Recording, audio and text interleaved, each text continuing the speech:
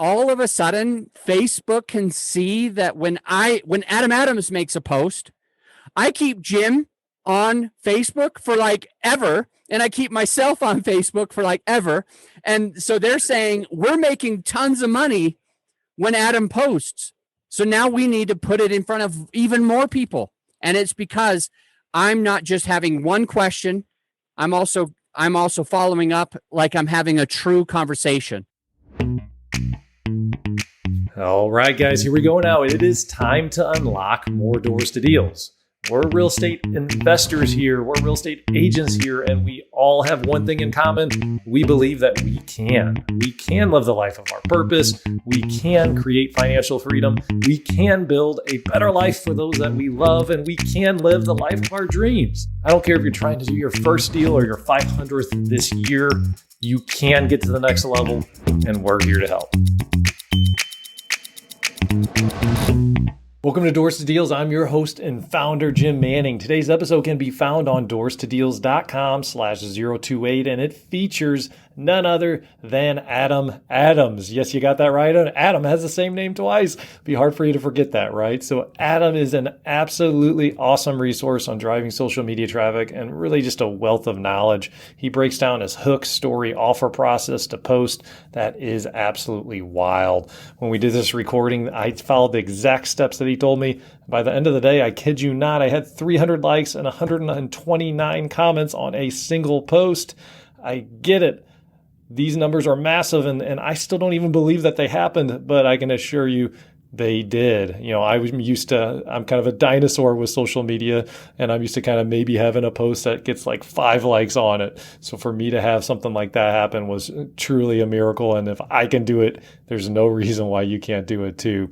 There's some experts out there that go so far as to say that your business will be dead if you don't start utilizing social media properly. So this subject, even if you're not naturally inclined to it, is a really important one to expose yourself to and to learn more about. So I don't care who you are, this training is super, super important because the ball for marketing has moved into social and it's going to stay in social.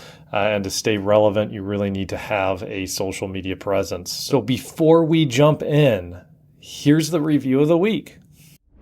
This week's iTunes review comes to us from Lesson for Life, titled Business Changing Content, 5 stars. Lesson for Life writes, being a new investor, it can be difficult to navigate what activities are most important and keeping the right attitude. Doors to Deals provides immense value to help with both. Whether you're new or seasoned, Doors to Deals will provide timely value to move your business to the next level. Lesson for Life, thank you for your review. Jim, back to you. Lesson for Life, thank you so much for leaving the review. You know, it really does fill my bucket and gives me motivation and energy to keep doing the best that I can to provide you guys with the most valuable content possible. So I appreciate the feedback, and please, guys, if you're getting any sort of value out of these episodes at all, please rate and review it as well. It really means a lot, and I just really appreciate it. So, all right, guys, let's get going. All right, guys. So today we have a friend of mine, Adam Adams, on the line. And yes, his name is Adam Adams. I love it. It's so easy to remember your name, man.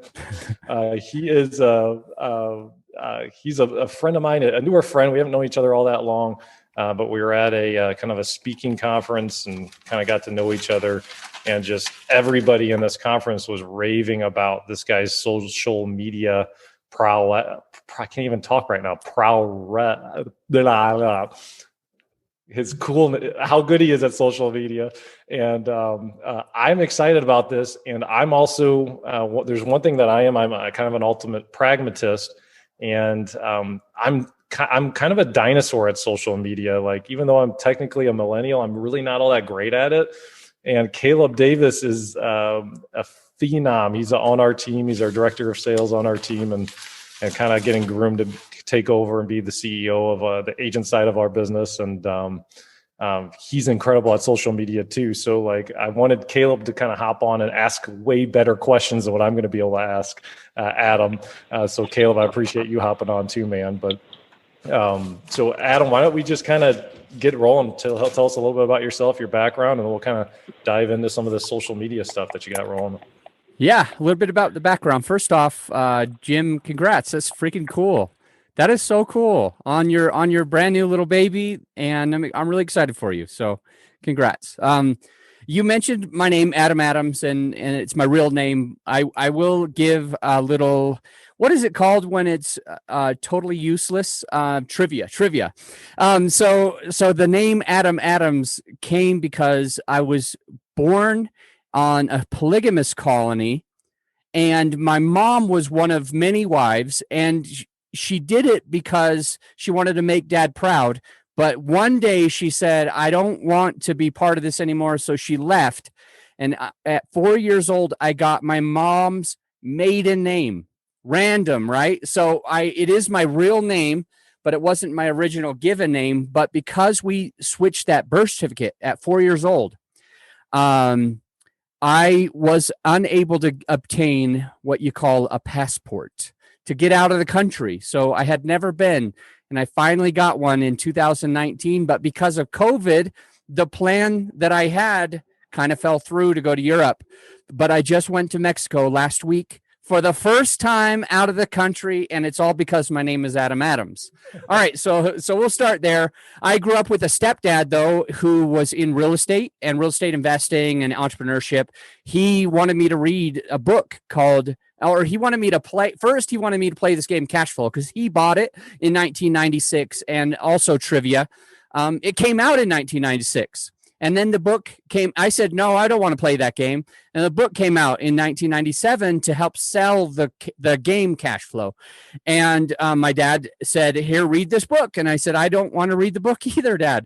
But he was always involved in this real estate thing. And I was collecting rent when I was young. And at the same time in the 90s, I was snow plowing our self-storage units. So we had land and self-storage units and multifamily and all this kind of stuff. And that's really what I grew up thinking about, that when I'm old and boring, like my stepdad, I'm going to do real estate. So I ended up getting into real estate a really weird way because I was in college in 2005 and I still hadn't taken action on anything. I still hadn't played that game Cash Flow with my dad.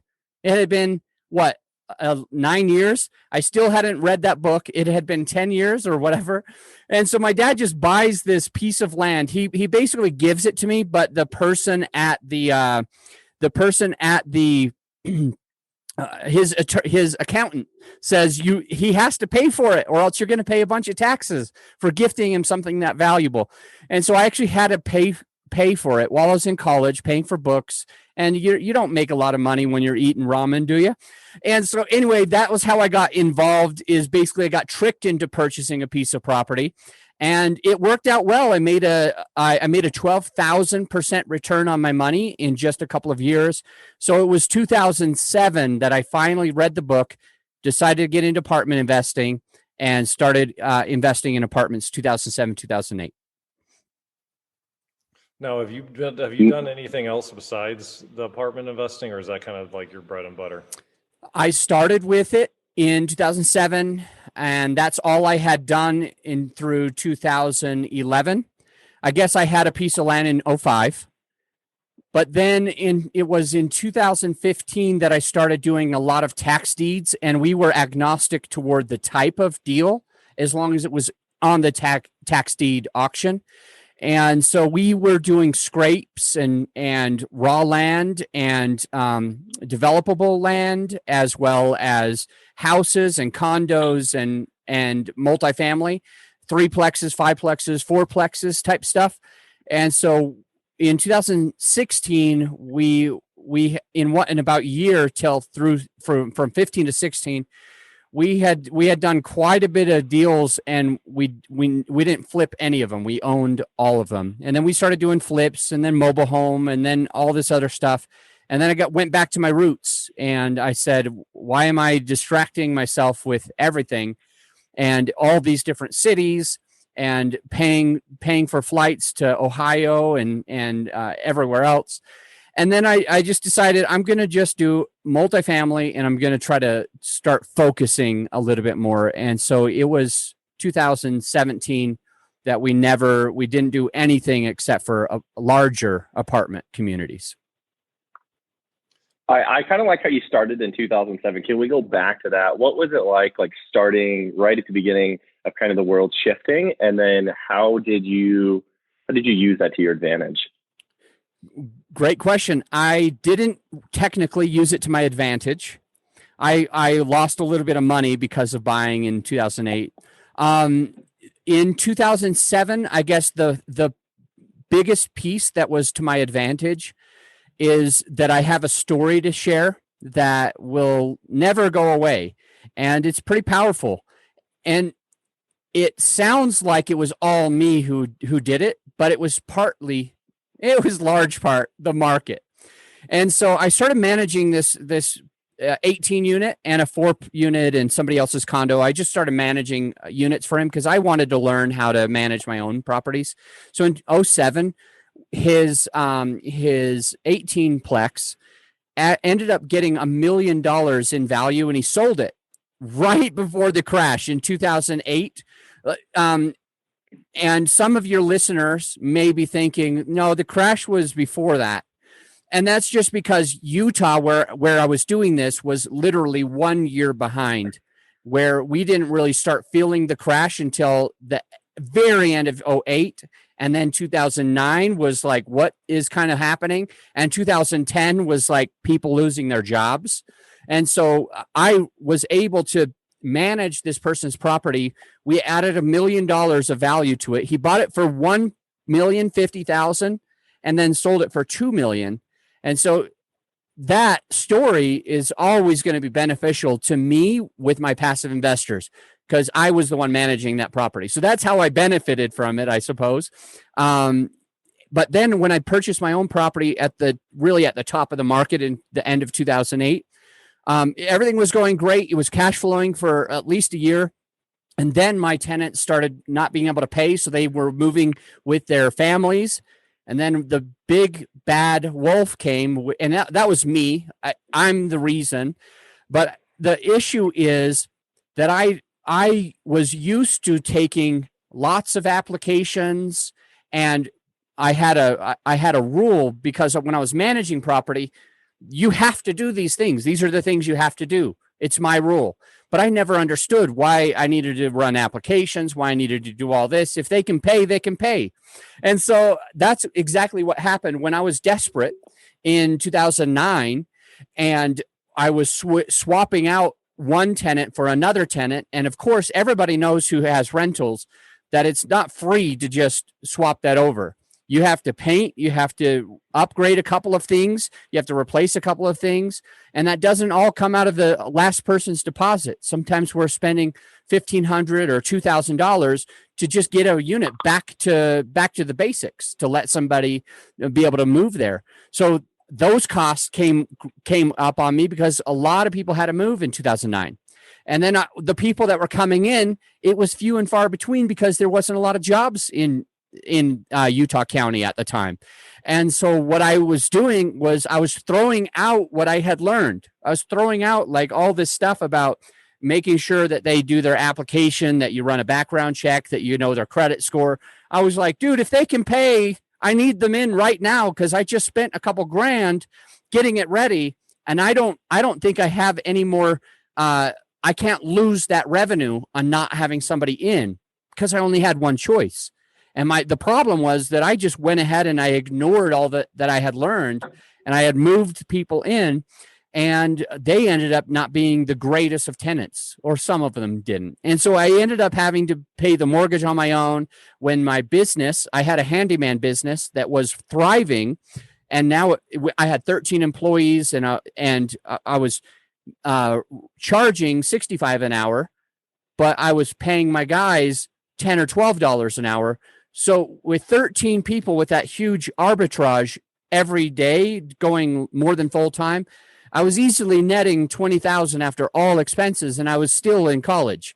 And so I was like, some of my other people in college hope to make this their first year when they graduate. Yeah, this was in an old time. Now maybe they're making more when they graduate. But the point is that back then I made some mistakes. I didn't want to spend money for an attorney to do these things and help me out. I wanted to evict on my own, but I did it wrong and it took it longer, and they stayed longer, and it was just horrible because I was in the mindset of cutting costs instead of just doing the best job.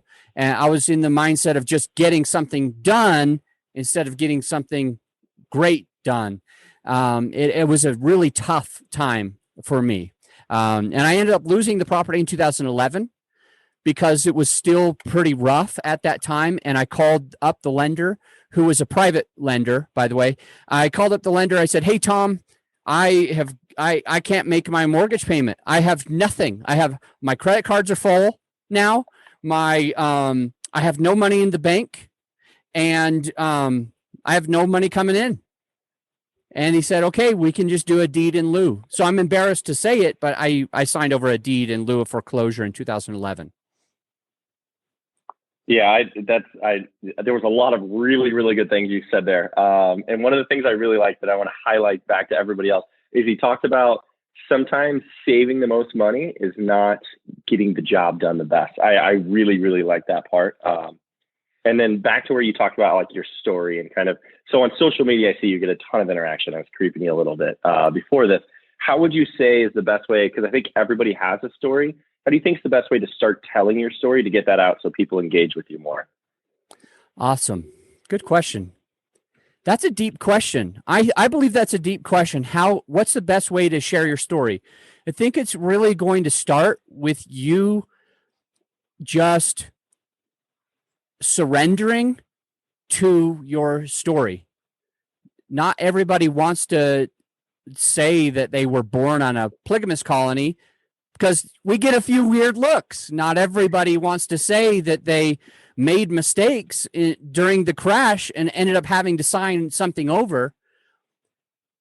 But when we embrace it and kind of surrender and accept who we are to the core, and we can know ourselves truly, what we care about, what we think about, and as soon as we find out how to be authentic, how to share that true self without being embarrassed, without holding back, that's the day that people can finally resonate with us. So the beginning of the question, the beginning of the answer is we have to dive deep into who we are and understand who we are and be not ashamed to share it with the world. Because what's interesting is there's many, many people who are perfect. There's so many people on social who are perfect. There's so many people who are invited to a show like this who are perfect. They've never made a mistake. Actually, they have. They just never share it. And because of that, nobody resonates with them. They just get there and they're like, okay, I don't know about this guy. I don't know about this girl. She's just boasting about everything. She's just, or he's just this or that, because their story is too perfect. It doesn't have that reality.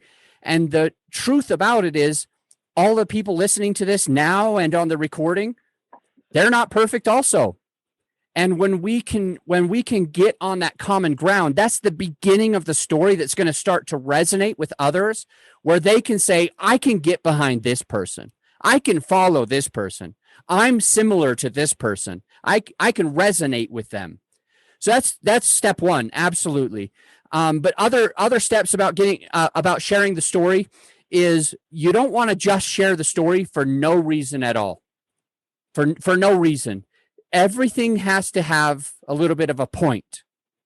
So when we talk about me failing at my property, it's not just because I'm like, oh, woe is me. I pooped the bed and everything happened to me and I'm picked on. Instead of being that way, it's what parts of this might have a little bit of humor, but also might have a little bit of teaching lessons. What parts of this can resonate with others that are listening to it. So when we're sharing our story, we want to make sure that we can extract the lesson, because the listener or the person who's reading your social are always thinking their favorite radio station, WIIFM. What's in it for me? What's in it for me? I don't want to just hear somebody complain about stuff. I don't want to just hear somebody brag about stuff. When you complain or brag, you need to find a way to share it in a way that helps the audience on your social media or wherever, that helps that audience resonate with you, learn from you, and get a little bit of humor. If you're able to do that, you're going to win the game of social media for sure. And then once we hit there, once we learn about all of that stuff, the next most important thing is the third thing is to think about like how do I explain it? When we're talking with, I can't think of a good way to put it into words yet. So I'll let you ask the next question. If it comes to me, I'll bring it out. Yeah, no, I really like that, because as we look at like all the huge social media people, especially in real estate, your Grant Cardones, your Ty Lopez's, Gary V's, they all have a story. And then you have the people who are a lot lower below them. When you dig, their stories are the perfect clean ones, and they get there by putting out so much content. But the people who really win have an amazing story. They talk about their mistakes, and they talk about how they learn from them. And then we're able to learn too. So I think it's really important how you talk about it's good to be candid and good to be honest about mistakes we've made and coming forward. And honestly, we have to put out content too. Otherwise, you're not going to win the social media game. How often do you think you should post content? If just depends on the person who's listening, how often they normally post. If I could talk you into posting once a week, if that's a stretch for you, but you think you could do it, then I would want to have 3 of your posts be about you, your life, your goals, your ambitions, your kids, your brand new, is it daughter who's in the NICU? Baby boy, yep. Brand new boy who's in the NICU. These are the things that we post about, because these are things that kind of bring people to us so that they know who we are, that they can resonate with us. And so you mentioned, Caleb, a guy named Gary V and him being authentic. I love Gary V. I think that what he does is incredible. And one of his books is called Jab, Jab, Right Hook. But what's interesting about that book, and this answers your question about how often to post, and if I could talk you into just posting once a week, we want to go to the jab, jab, right hook scenario. We want to give that left jab about, oh, I just bought this wine and it's so delicious. That's just us. That's letting people into our world. Or the next jab about, oh, I love mountain biking. I just bought my new bike and I just checked this trail out and it was so much fun. Who else mountain bikes? Let me know in the comments below. That's another jab. Or a jab like going to cooking classes or dance classes or a date night or the food that you had with your sweetheart or whatever it is. These are jabs. These are things about your actual life, your kids, your family, your sweetheart, etc. And then you need to come up with the right hook. Very, very important. So it's not a bunch of right hooks. You would lose the game if all you were doing was just swinging that big arm the whole time. It's slow.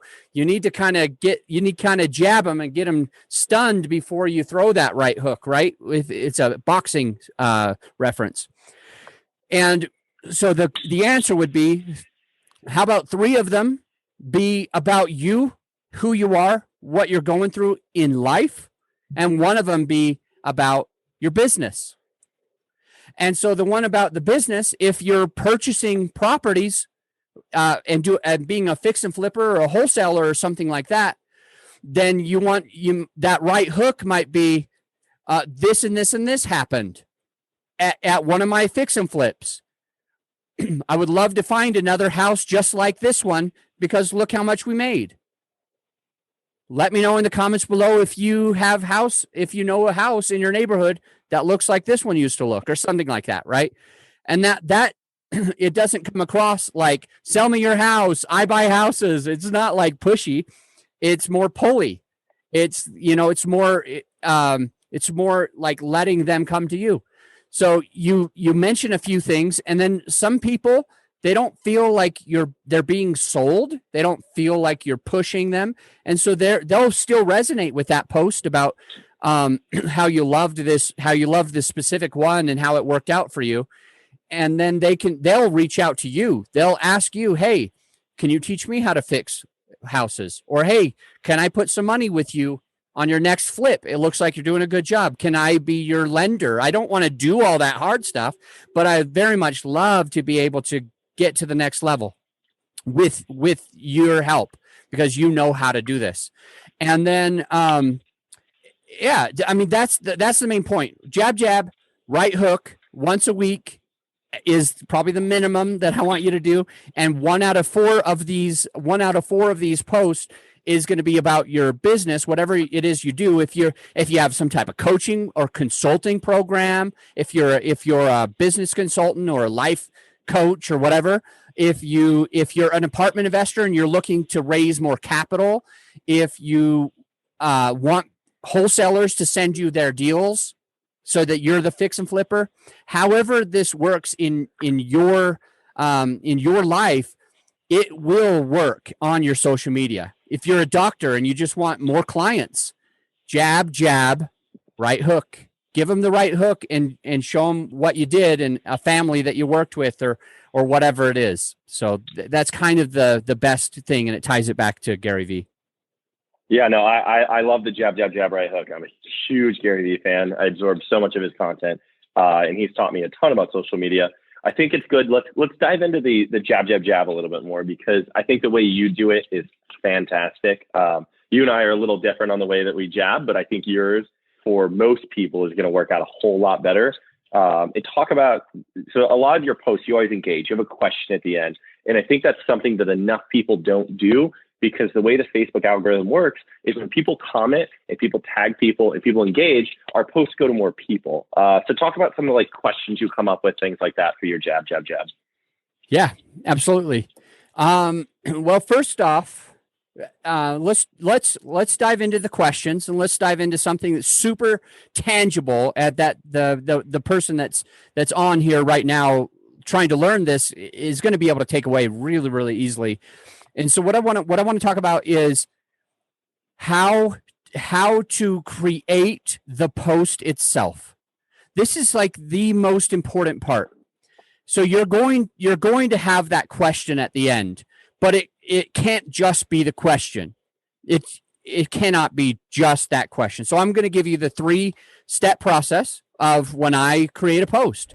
Hey there, if you're looking to get the ultimate edge for your real estate investing company, go to doorstodeals.com/invest for more information. Just so you know, a high percentage of the people that we interview on this podcast are actually already 3 Doors Network members. And our network members have a lot of extra resources. They have access to an online training vault with over 3 years worth of content in it. They have access to vendor savings like our Home Depot discount. That's literally saved thousands of dollars for members. And we have a weekly group coaching call, and we have a lot of other great things as well as part of the 3 Doors Network. So make sure that you check it out on doorstodeals.com/invest. So I'll give you the 3-step process of me creating a post, but I want to echo what you said, Caleb, that if we are telling people stuff and we're not asking them to engage on the post, Facebook has some algorithms, because Facebook's rules are to keep people on Facebook, not to let them go to your YouTube channel, not to let them go to podcasts and get sucked into podcasting.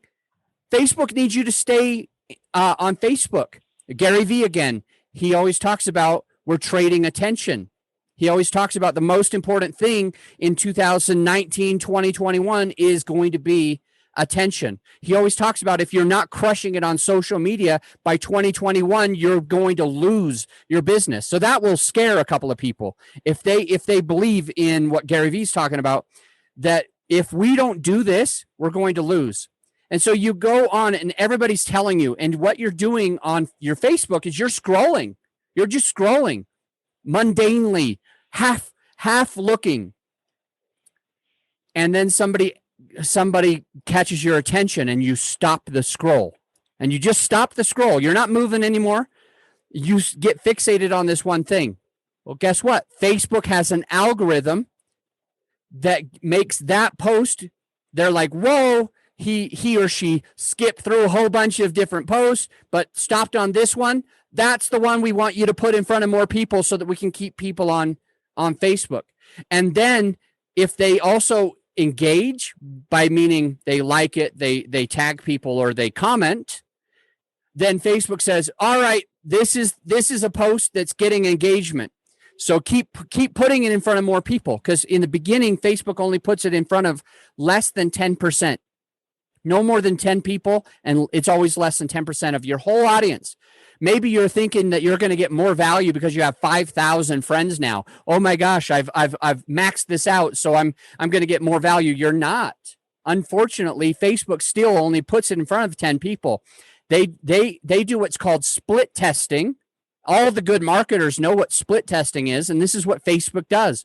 They put your post in front of a couple of people, somebody else's post in front of a couple of people, and if yours doesn't require engagement, Facebook stops sharing it.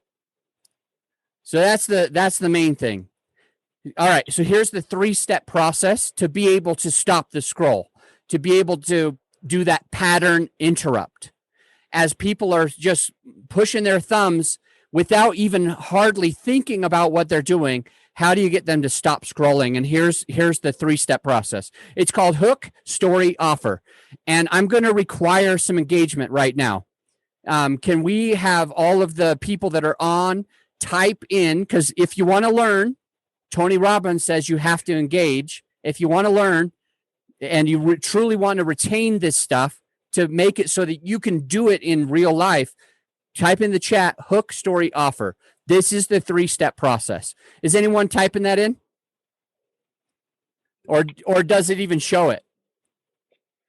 I believe it. There it goes. Yeah. Oh, Greta, Bob. Awesome. Awesome, Bob. Awesome, Greta. Keith. Okay, this is the most important thing. Hook, story, offer is what's going to get people to stop the scroll and then get them to engage. So you remember when I was talking about like that, the first apartment that I purchased, and how in 2009 people started moving out because they couldn't afford. And in 2009, I just threw all of the rules out the window and just put anyone else in. As I was sharing that story, you probably had a visual of what that looked like. The story is going to be incredibly important, but it's nothing without the hook and then the offer. So here we go. The hook is going to be, and thank you, Bryant. The hook is going to be the catchy thing that you say or ask. So the very first thing needs to be something that psychologically makes people stop. And there's so many random things we could do. The best marketers out there have used random things like sex appeal to sell this kind of stuff. They've used scare tactics to sell this kind of to get you to stop and look, like you're going to lose all your money in 2020 or whatever. They use outlandish statements like the internet is going under because of these 3 reasons, or they use questions like, can I get your opinion? What do you think about? I need your help. These things are the hooks. These things are the things that make people stop scrolling. So these are the same things that you want to utilize. Maybe you don't want to go for sex appeal. I don't know. Maybe you don't want to do that. But still, all of these things are the things that actually get people's attention to jump on and to stop scrolling.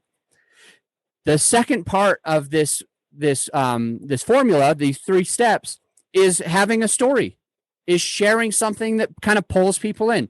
So you grab their attention, you pull them in, and then you give them an offer at the end. Now, this is copywriting 101 for those of you who are making Facebook ads, but this is also valuable on LinkedIn and Facebook and all these others. You want something to stop them, to get them in, to read it, to learn about it, to wonder what's happening, to be able to pull that out. And then you have the offer can be as simple as, if you want this, let me know in the comments. So I'll give you a very tangible example of this, because many people want to get want people to read their websites or their blogs. Many people want that, and some people host events and or have podcasts, or are going to have a big annual event or whatever it is. So you want them to subscribe to your podcast, or to go to your blog, or to RSVP to your event. So here's a easy way to do it. The first thing that you want to do is not put a link, because again, Facebook's afraid of you taking people away from Facebook. They don't want that to happen. They want to keep people there. So if you have a link in there, it directly takes people off. And so Facebook's going to block that one. And that's why a lot of people, when they post links, they don't get very much traction on that post or their next few posts either, because Facebook's like afraid of that. They don't want people to see that. So what you'll do instead is you'll say something to the effect of, I'm thinking about having this event, or we have Adam Adams coming to speak on social media, I've got this blog that I think would be valuable to you. So you hook them, you give them a little story, and then the offer is, if you'd like the link to my blog, let me know in the comments and I'll get it to you for free.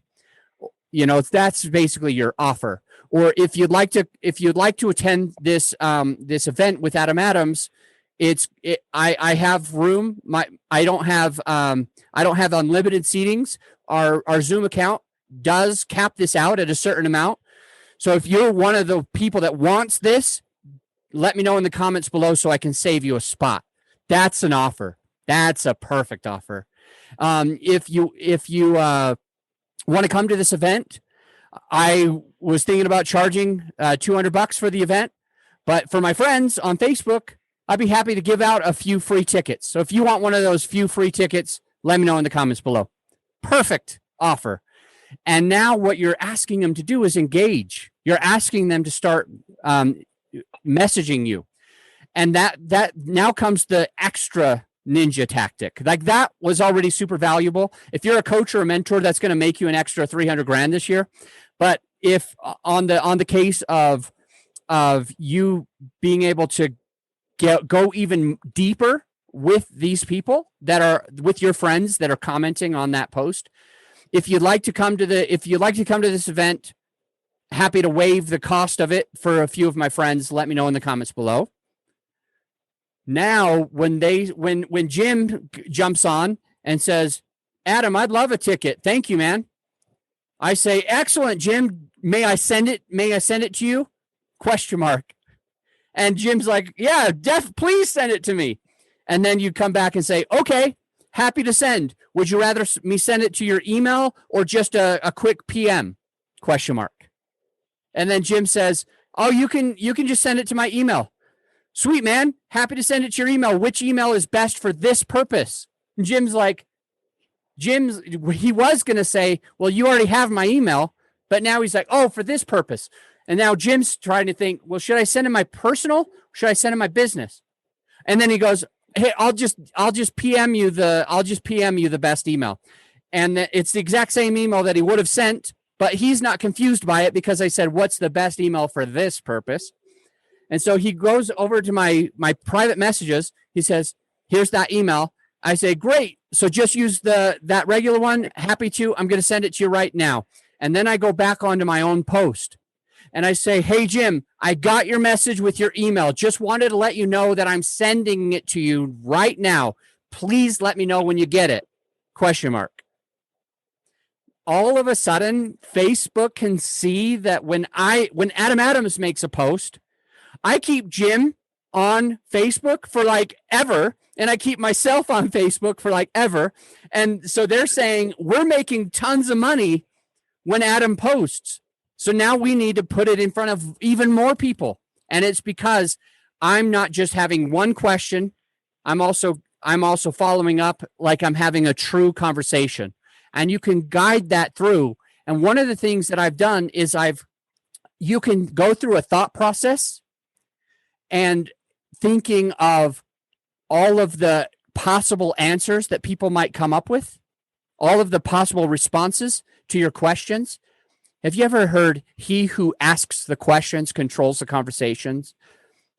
It's an old sales thing, and that was back when they were discriminating. He or she who asks the questions controls the conversation. So what I do is I figure out the right questions and what the responses are going to be, and I formulate it ahead of time. It's random, but I know what I'm going to post, and then I go and create all the questions that I'm going to have asked after. And then I literally, because this used to take me like 12 hours, but it was so valuable that I felt like I had to. I finally found a way to offload it to a virtual assistant. I finally found a way to address everything up front and to give all of those questions that I just gave your listener. And if your listener wants to rewind and play it a few times, they'll have some really good stuff there. Just take really good notes. But I would give all of this stuff to a virtual assistant, and I would make the post, and then they would already know how to, hey, Jim, yeah, happy to send it to you. Where would you like me to send it? Email or DM? And hey, Caleb, yeah, I'm glad you're interested in coming. Would you rather me send you a private message or just send you an email? ? They're all different. It's not copy and paste. That's a huge, huge tip. You're going to get flagged for spam if it's literally just copy and paste. So you've got to come from the heart, or you've got to create multiple ways of doing this. But if you do that, you'll keep people engaged. It goes out in the biggest value is that more people will see it. Instead of 10 people seeing it at all, you might be able to, regardless if you have 5,000 friends or not, you might be able to have 1,000 people or more view your post if you can make that post engaging by utilizing the 3-step process: hook, story, offer. I think that's amazing. Everything you went in there is really, really good. And I think it's important to hit back on is like you guys, you have to really stay consistent with this, and it takes time. Your first post is not going to blow up. It might, but to have a lot of posts consecutively hit, you have to stay consistent, keep posting content, keep putting content up. And then you'll see it's taken me a couple of years. I'm sure, Adam, you've been working on this for a long time. Now, almost every time I make a post, it's 100 comments, 200 likes. It just continually grows and grows and grows into something bigger. And then your posts that blow up end up getting 500-600 likes. So I think it's important for you guys in the audience to remember, the people that are listening to this, that you have to be consistent and you have to keep doing this, because if your first week, it's like anything else, like starting a business. Your first week, your business isn't successful. It takes a lot of time, but the amount of money you can make off of these, off of social media is amazing. Do you have a preference on when you post, like what time of the day, what days of the week? Not specifically, but it's usually not smart to post when your target audience is asleep. So there are algorithms and they change all the time, and there's other experts in social media that are pretty sure that they know that it has to be 9 a.m., noon, or 6 p.m. 9 a.m., noon, or 6 p.m. That's what others say. To me, I mean, I can post it 7, 8, 9, 10, 11, 12, 1, 2, 3, 4, 5, 6, 7, and I can get pretty good engagement. It's just when I start posting after 8 p.m. or before 7 a.m. that it's really not going to work out for me. So my take on it is, even though there's a lot of gurus that say that there's exact keys, I get good value as long as I do it in the normal awake hours. Gotcha. And then just because this question has to be asked, Are you a business page versus personal? What's your opinion as far as posting? Never, ever, ever, ever, ever, ever, ever, ever, ever a business page. It's so pointless. Unless you have a whole bunch of money that you want to put to ads. All I'm talking about today is organic, free reach. Just organic, nothing paid. And you're not going to get any value from doing this stuff on a business page or a celebrity page or whatever they call those these days. It's only for your personal Facebook page or your typical LinkedIn page or whatever it is, not for the groups and stuff, like not specific to your business page. However, there are some, if you have a Facebook group that you're part of, you can get value doing this kind of stuff. You can get a lot of value. And Bryant and Karen asked a question. Bryant said, I think they said, I've posted in the groups with this type of engagements and he receives PMs. Does that count against you? And I want to answer that. It actually counts toward you. The truth is it counts toward you to get those PMs. It's not as beneficial if you got them to reply. Once they're replying, it's going to help you even more. But you private messaging with certain people starts triggering a new algorithm where they see your posts personally as well. So Facebook starts showing you their stuff and them your stuff. So those people that you're private messaging with, if they're your perfect avatar, if they're the type of people that you want to be working with, then keep doing it. However, there's a beneficial thing that I can share with you that will give you more value. Those posts that you make, you that hook, story, and offer in your 3-step process. If the offer at the end is send me a PM for this, it's not benefiting the post. It doesn't benefit the actual post, which means fewer people will see the post. You'll get some value with that one person, but you're not growing that post and the recognition by triggering Facebook's algorithm. So, Bryant, if you're CTA, I call a call to action. If you're CTA, your offer at the end of the post is send me a DM for this. You should change it to let me know in the comments, and then blow up the comments with that process I taught you earlier, and they will eventually still go to your private messages anyway. And so you'll get the best of the all the worlds. So hopefully that's helpful. Adam, can you break down? So there's a couple of things, like you had a VA process. I think we have a little bit more time. I'd like to talk more about that. But then also the hook. Is the hook the picture? Is the hook the first line of the text? Like just some of the logistics, some of the details on the hook as well. Yeah. It's actually the picture or the text, right? So if you're trying to attract people that are mountain bikers or something like this, I'm a mountain biker, so that's why I keep bringing up mountain biking and wine. These are things that I love. Kids, those are the things that I focus on. So if you post a picture of like a mountain bike with a beautiful scenery, you're probably going to attract other mountain bikers. So that could be a hook, is the image. Or a hook could be like, your scrape. Look at that. It's still there. Can you all see that? So I fell quite a while ago, and this is like a 6-month-old injury. But when it was new, it was pretty bad. And if I could have posted like me pointing to this as a hook, because people are like, wait, what happened? That's how you can do the pattern interrupt. So yes, images, yes, absolutely. And the one-liner, yes, 100%. And I want to take you back to the movie, The Newsies. You remember The Newsies and all that great music that came out of that movie? Newsies was where in the very beginning, when it was hot off the press, they were passing around things called newspapers. We don't have them these days. Nobody knows what they are anymore. But these things were called newspapers. I don't know. Maybe you guys do read the newspaper. The point is that the newspaper folds in half. You remember that? It folds in half and then they roll it. And so when you open up your what is it called? Your newspaper, you first see everything here and the technical term is above the fold. Above the fold. And what they're doing with this hook within the one-liner part that you're talking about, Jim, is those things that are showing right away need to be attention grabbing. Blah, blah, blah, blah, blah on, and then you open it up and it says, you find the rest of this on page 4. And you're like, okay, I'll just go to page 4.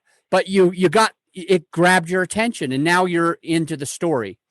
It's the exact same thing with Facebook and other social media platforms. They have something called above the fold. It's very interesting.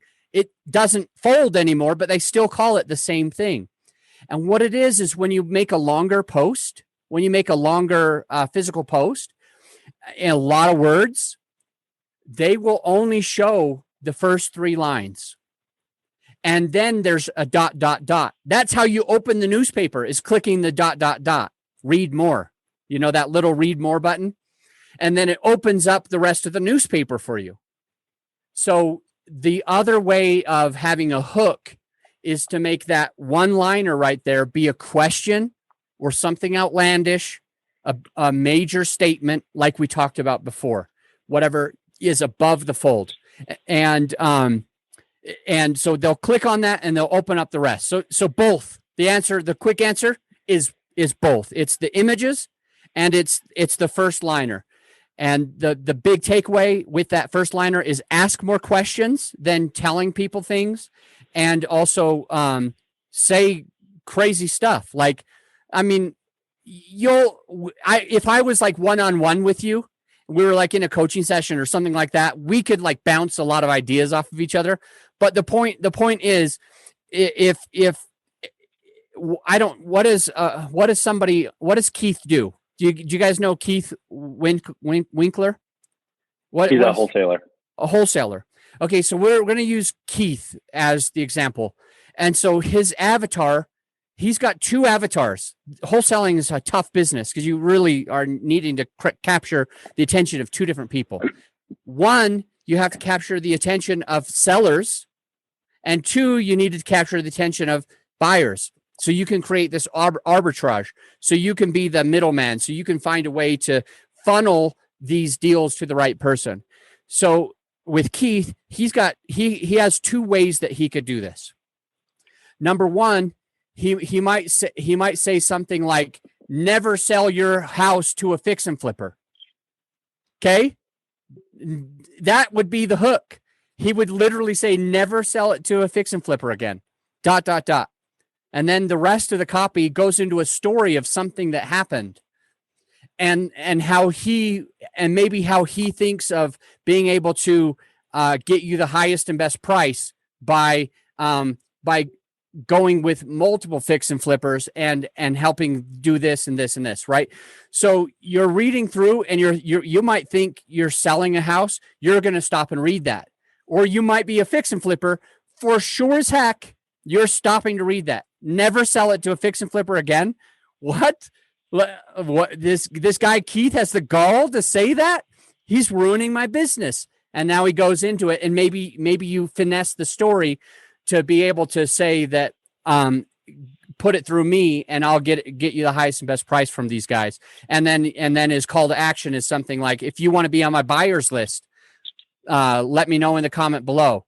Something like that. You know what I mean? So that's just a quick example. It only took a few seconds, but if you sat down and spent a lot of time, you could really come up with really good hooks for your perfect avatar. Okay, I think Caleb, I asked Caleb to kind of pull up a post to just see what you think of cool stuff. Let's do it. Oh, I was going to pull my whole page up. I didn't have just one post, so we can do this and scroll through and do it and see how he did here. And then cool. As far let's go to. Am I allowed to be brutal? Yeah, no, you can be brutal. So we have a little bit. I was telling Jim, I was like, I'm not so much on the same strategy as him. I cannot screen share though. I need to be enabled to screen share, Jim. Okay, and then so while we're doing this and pulling it up, can you talk a little bit more on your process with having the VA do the comments? Yeah, I will do my best. I don't have the best way to explain it. Here's what we do first. Step one, I create a post. I have not posted a post. I just create the post. That's step one. Step two, I start thinking about how to get people to engage on that post. So that's step two. What do I get them to engage? Step three is thinking, if they engage, what is the first thing that I need to say on there? Like what if they engage, what might they say and how will I respond? So I start answering that. And then once I've done that, I actually outline, this is the hard part and the part that might go over a couple people's heads. And that's not the intention. I try to keep it all together, but I'm going to go fast through something that takes usually a long time to teach on.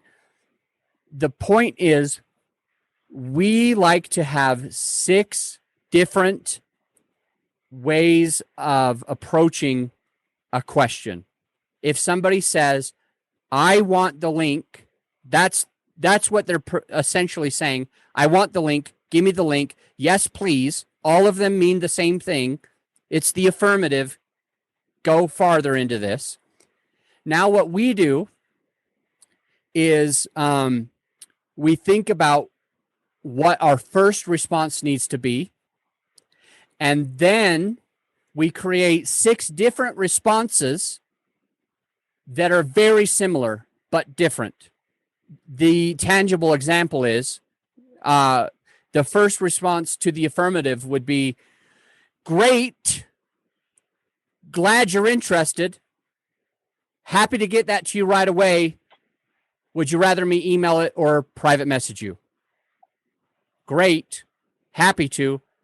I'll get it to you right away. Would you rather me email you or private message you? And the second one is awesome instead of great.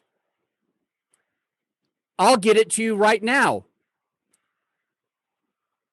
Would you rather me send you a DM? Because before we said private message, now we're saying DM. Would you rather me send you a DM or just an email?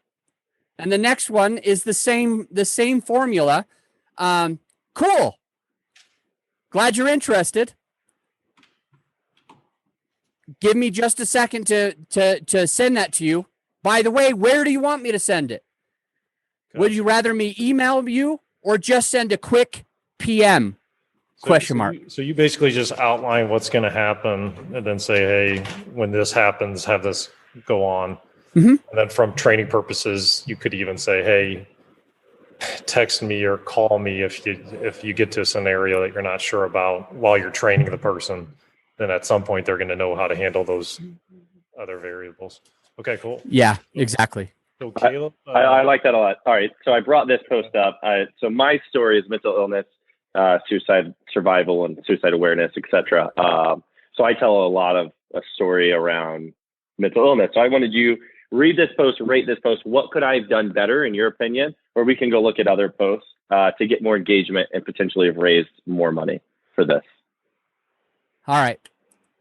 The first criticism that I have is your use of white space. The use of white space. I'm going to ask for permission to control your screen, and it's coming through right now, so just accept it. And all right, perfect. So now I'm going to try to highlight this right here. And that is a pretty blocky piece of text. Now, me personally, I'm dyslexic. It's the whole reason why in the beginning of this, I told you that I didn't read the book Rich Dad Poor Dad for so long. 10 years later, I finally read it. It's because I resisted it because I hate reading blocky text. I hate it. It's so hard for me. But it's not just hard for people like me. It's also hard for every other human. And by difficultness, I mean when they see it, you can't process the whole thing really fast. And so many people say, I would rather just skip through this. Rather than being stuck at this for a long time, I'd rather just go to the next thing. So your use of white space, these enters right here, your use of white space needs to increase. Meaning that maybe you put an enter here, you put another enter here, like every sentence is its own line. And the second magical tip that you can do is you click right here, and then what you'll type in is you're going to type in white space character. And it looks like it's right there. And so then you're going to go and find one of these copy and paste invisible characters, and you're just going to scroll down, and you're going to click and watch what happens. Copied to clipboard. Sweet. It's copied to the clipboard. I don't need to do anything anymore. All I need to do is when I go and make my post, after I push enter, I do Control V. That's how to paste, Control V. Or you could right click and say paste, but you're going to paste that invisible character, because Facebook and most platforms, they like to crunch it up. So you actually need to be intentional about giving that white space, and the best way is to look for white space characters. His post on this, I'm just kind of curious as I could. You can't. I'm on Allie's Facebook. So I was trying to log into mine, but I'm not on my computer. I'm on Allie's, and I needed to do authenticators and stuff. So basically, that tells Facebook, do not crunch this together. Keep this. Yeah, Facebook thinks that it's a character. I mean, it is a character. It's just an invisible character, but Facebook looks at it as it's a regular character. See how this isn't a whole line? See how far this one and this one are apart? But this one and this one, because you did push enter, but it moves it down. It's still slightly bigger than the normal, but it's not big enough. So I like using white space. So the first thing is just make it less blocky and make it more like 1 point at a time, because that's super easy for the human brain to just get the information, then get the information, then get the information. If you bring it out like that. Donald Miller talks a lot about this, the story brand guy, about how humans are hardwired to survive and thrive. And if they see something that's super overwhelming looking, if a human does, your brain goes into, man, that's going to be way too many calories to consume to go through this and read through this. It's like it can be way too much effort. Okay, I'm just going to keep going. But the hook on this looks really good, right? When you're I want to get to the hook a little bit later, real fast. When you really talk, Caleb, you probably don't go do not when you actually truly talk. And so just a piece of copywriting advice for you and anyone who's listening is to make sure that your posts are how you speak. So you're going to instead of like, please don't, please do not, maybe please don't. If you write the way you speak, you're going to get a lot more value out of what you write. So that's the next big thing. So on the hook, the first hook is going to be this, and it's not a huge attention grabber, to be honest. Correct. Yeah. Like it's fine. There's nothing wrong with it, but like I've said it before, I've said it 100 times. Well, if I was reading this, my psychology would say, okay, Caleb's about to tell me something he's told me lots and lots of times, so I can just go to this next one. That's literally what I would think. If you say I've said it before, I've said it 100 times, I just say, okay, well, I must have seen this before from Caleb, so I don't need to. I don't need to go through all that blocky text. So I would want to say something like a little bit more outlandish. You think COVID's hard? Try doing it with mental illness. And they're like, huh? That's fantastic. Yeah. And now they're like, what is he talking about? Like, can I see the rest of this post, please? So you just want to be like, the problem is we have to be like all the really good marketers. I mean, we have to do a little bit of that. We still want it to be authentic. We still want it to come across like us. We're not trying to use nudity or something like that, but we got to do what we know works. And you think COVID's hard? Try doing it with mental illness. You have to read the rest. You're like, what is he talking about? Does he have a mental illness? Who has a mental illness? And then you kind of go through a story. and then you go through a direct offer that says X, Y, or Z. Let's look at your offer. By the way, so these were just edits as people had donated money. The edit above that was not part of the original post. I just went back and put those in. Just for me personally, I don't resonate with this so much. I don't think like first edit, second edit helps anything. Just edit it, but don't say that it's being edited. Okay. Just edit it. And it doesn't matter how many edits, and it doesn't matter, like, you're making me have to follow along. Okay, is this his first edit? No, okay, he's got 2 edits, and now I'm completely thinking of the wrong thing. I'm thinking about how many times you've edited it versus how much money I'm going to donate.